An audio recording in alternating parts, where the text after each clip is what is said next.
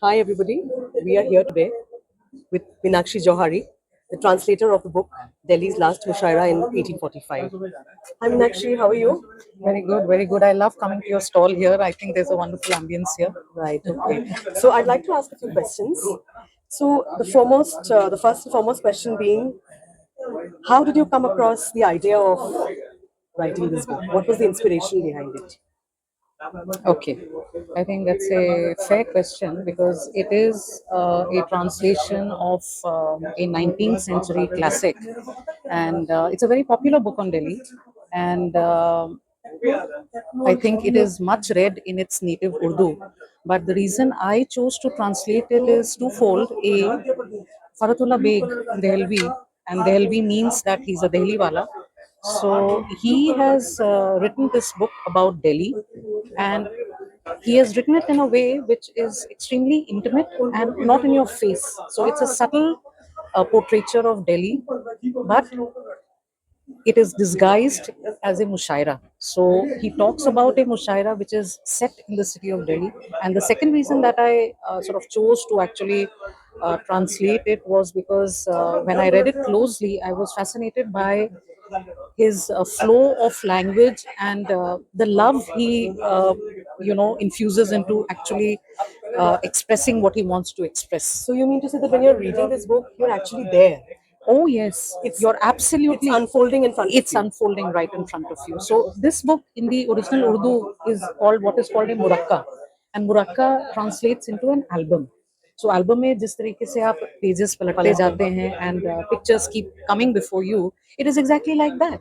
So not only do you find the poets and their poetry, you also find various facets of Delhi, coming out. You see Delhi anew. Yes, It's a new yes, picture that you get of Delhi absolutely, every time. absolutely, and it is a picture of Delhi in the 19th century at a point when Delhi was at the height of its cultural richness, what we call the Delhi Renaissance today. But it was culturally very vibrant city. It was full of art, poetry being Bustling the with foremost, tradition. yeah, thing, Okay. and very much the global city that we know Delhi as today. Today. Okay. And was the translation a difficult one, or was it like relatively smooth sailing? No, actually, for me, it was difficult, and I'll tell you why.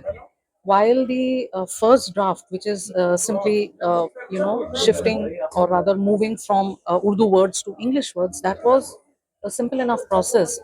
To actually get the flow that Faratullah Beg has in his Urdu, that was the task. Even the ghazals, I'll say that they were a nice challenge because I write poetry, so it was not something that I was intimidated by.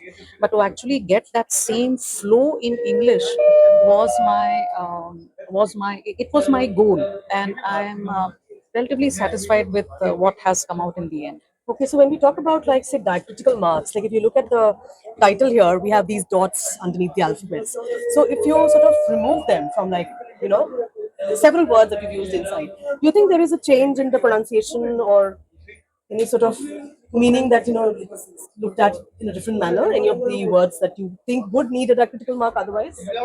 So I have tried to simplify the spellings as much as possible for the ease of the English reader.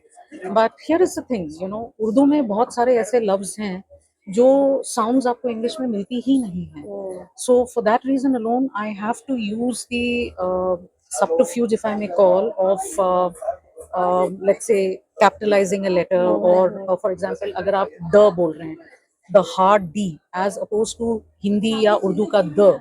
So I will use a capital D and uppercase D. Emphasis के लिए. So those are the kinds of things that I have used, but I have included a transliteration table right in the Yes, beginning. yes, and that's very helpful to, actually. Yeah. yes, to help the reader get to being able to read the thing. And again, see, the thing is that I'm targeting the English reader, the non-Urdu reader. Right, right. But should an Urdu reader also pick up the book? The ghazals are also there in Urdu, so that वो उर्दू में उसका लुत्फ ले. हाँ, also वो मतलब offense ना ले कि भाई जी, हमने जी, कोशिश तो जी, करी है. जी, जी. अच्छा, जैसे आपने इसमें master poets जैसे मिर्जा गालिब हो गए, मोमिन खान हो गए, दाग भी हो गए. So are you planning to in the future write exclusively on these poets and their poetry, or is there any future plan of more translations happening?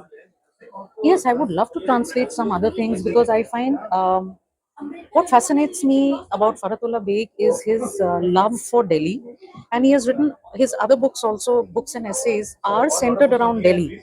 So one is a haka, what they call, or a outline of his teacher, Doctor.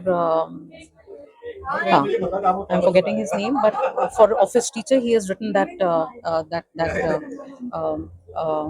portraiture of his teacher. That is a very interesting, and again, that is based in Delhi. So, for his books, I do have some plans about the master poets themselves writing something more. It's not on the cards immediately. Okay. Okay. And the reason I have included the master poets' bios in the appendix is again targeting the young non Urdu reader. Yeah. Should they not have familiarity with, let's say, Zauq or Daag or Right. Right. Mirza Ghalib, then at least they can learn about Familiarize them themselves with it. a bit from here. Oh, okay. Thank you. Thank you, Meenakshi. Thank you so much. Thank you. Thank It was you. lovely having you over.